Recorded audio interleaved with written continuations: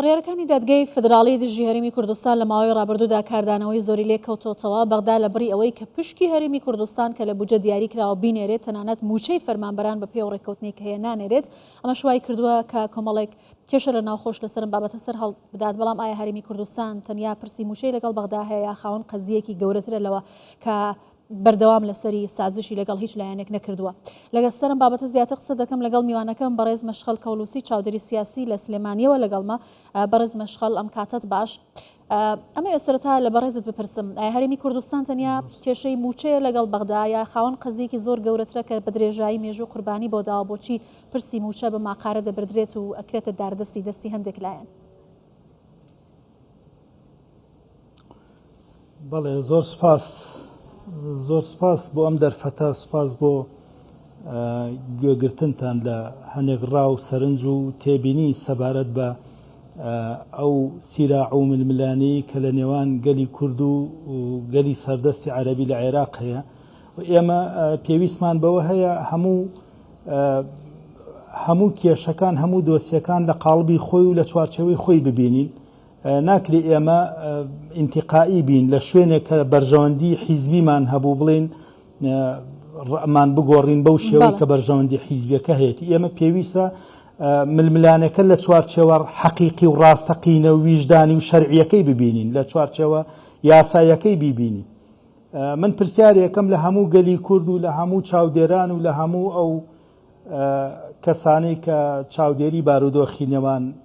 حکوومەتی هەرێم و دەوڵەتی داگیرکەری عێراقەکەن ئەویشەوەیە لێگەڕێن لە لێکەوتەکانی سایکس بیکۆ و ئەو بارودۆخە سروشتیەی کە عێراق بە زۆرم لێ کوردستانی پێوەلی کێنرا. بەڵام ئەکرێ بپرسین لە ویژدانی زیندوی هەموو ئینسانێک کە لەسەر زەوی، هەموو ئازادی خوازەکانی سەرزەوی بە چه حەقێک گەلێک سەردەستە بێ بەسەر گەلێکی تر، بە چه حەقێک ئینسانێک خاوەنی ماف بێ لەوەی لە بەسرە و عەرعەرەوە بێت. ئەڵە دەگەڕێمەوە سەر بابەتی پەیوەندیدار بە بڕیارەکانی دادگای باڵای فدراڵی لەگەڵ میوانەکەم لە سلێمانی قسەم دەکرد. پەیوەندەکەم لەگەڵی بچرا، ئێستا لەگەڵم دووبارە مادەی خۆشحاڵم. بەڕێز مەشخەڵ داوای لەبوردنەکەم پەیوەندەکەت بچرا، بەڵام سەبارەت بەو بابەتانە ئاماژەتان بە خاڵێکی گرنگ کرد. ئەویش جگە لە دەرەوەی ئەو ڕێککەوتنە مێژوویانەی کە کراوە ماف بۆ هەرێمێک وەکو هەرێمی کوردستان بە جیاوازی لەگەڵ و پارێزگایانی لە عێراق مامەڵای ئێستا لەگەڵ هەرێمی کوردستان دەکرێت. ئایا ئەم سیاسەتەی بەرامبەر بە هەرێمی کوردستان پێڕۆ دەکرێت لە چه عەقڵیەتێکەوە سەرچاوە دەکرێت؟ بۆچی هەندێک پاڵپشتی ئەم جۆرە سیاسەتانە دەکەن؟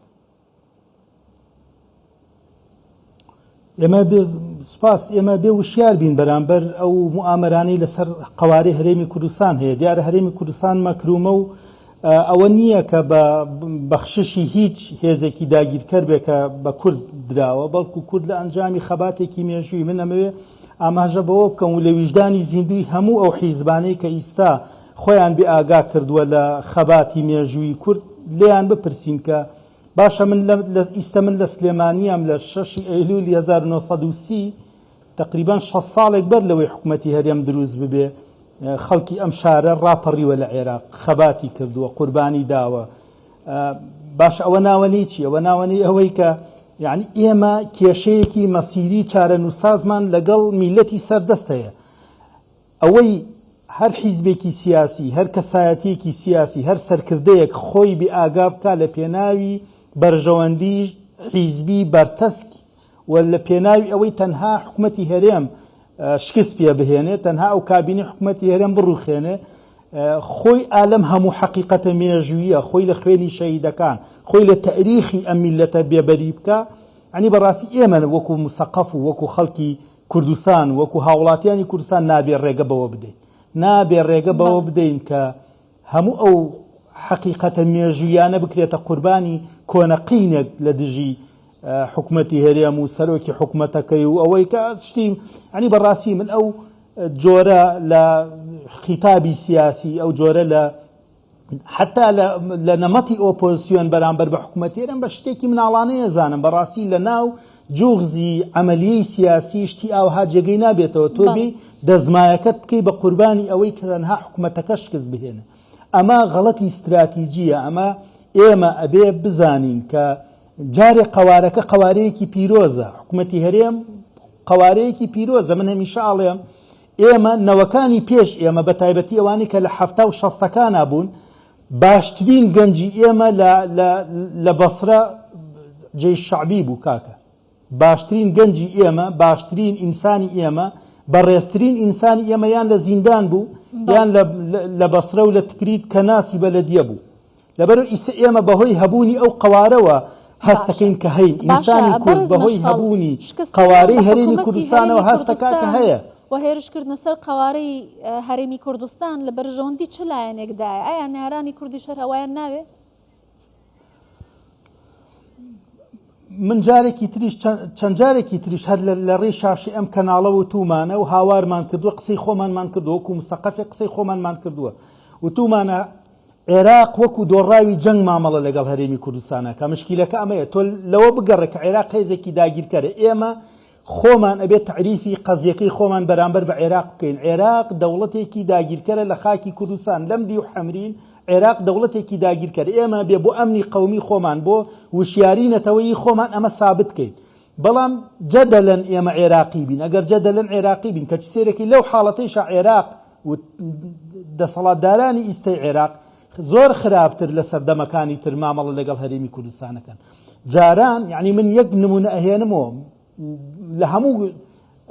کاتێک باسی ئەو نمونەکەین سەدام حسێن بەو دیکتاتۆری خۆی کە هەیە و بەوە کە چۆتە زبڵدانی مێژوو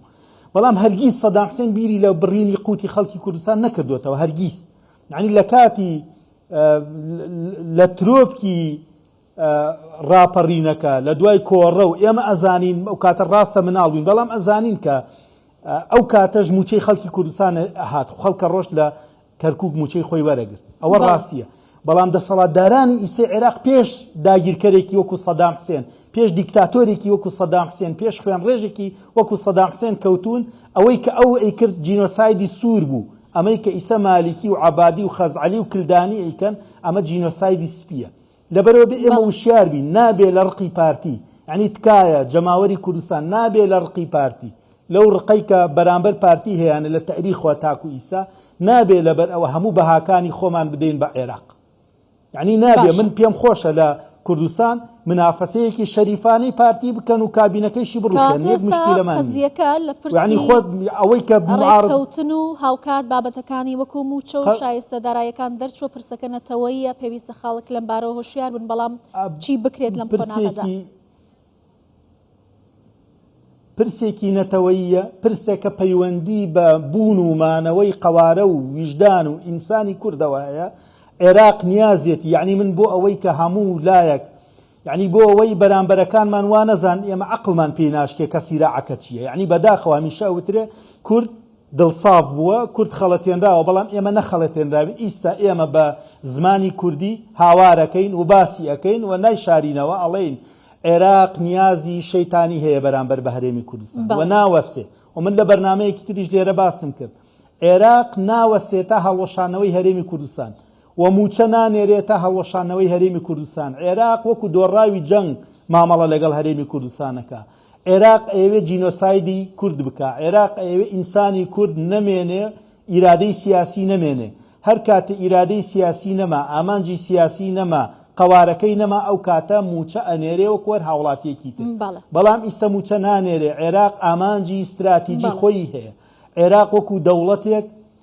لە شەڕایە لەگەڵ قەوارەیە کە ناوی هەرێمی کوردستانە لەگەڵ ئیرادەیەکی تر کە ناوی ئیرادەی کوردیە ئێمە وشیارین بەران ڕاستە ئێمە بڕیارمان لا نییە و من ئەگەر ئیسە بڕیارم لا بواە من بڕیارم لا بواە و خیاراتمان مەفتوحە بوو بەرامبەر بە عێراق ئیسە خیاراتی هەرێمی کوردستان مەفتوح نییە بەرامبەر بە عێراق لەبەرەوە ئەبێ ئێمە وشیار بین بەرامبەر ئەبعادی کێشەکان ئەبێ بزانین لە پاشخانی عێراق بڕیارەکانی عێراق هەنگاوەکانی عێراق تۆ گەر سیرکەی لە 2014ەوە تاکویسا بە شێوەیەکی تەدریجی تەنانەت لە ترۆپکی شەڕی تیرۆریستانی داعش عێراق ئامادە نەبوو موچە بۆ پێشمەرگە بنێرێت پێش هەناردەکردنی نەوت عێراق ئامادە نەبوو پشکی پێشمەرگە لە سیستەمی بەرگری عێراق چی هەیە بینێرێ عێراق ئامادە نەبوو مادەی 140 جێبەجێ بکە عێراق ئامادە نەبوو مافەکانی کورد جینۆسایدی ناوچەکانی کوردستانی کردووە بەڵام نەچوەتە ژێر باری قەرەبووکردنەوەی هیچ کام لە ناوچەکانی کوردستان لەبەر عێراق نیازی شەیتانی هەیە بەرامبەر بە هەرێمی کوردستان و ئێمە وشیارین بەرامبەر ڕاستە بڕیارمان لا نییە بەڵێ بەڕێز مەشال کەولوسی چاودێری سیاسی زۆر سپاس لە سلێمانیەوە لەگەڵمان بووی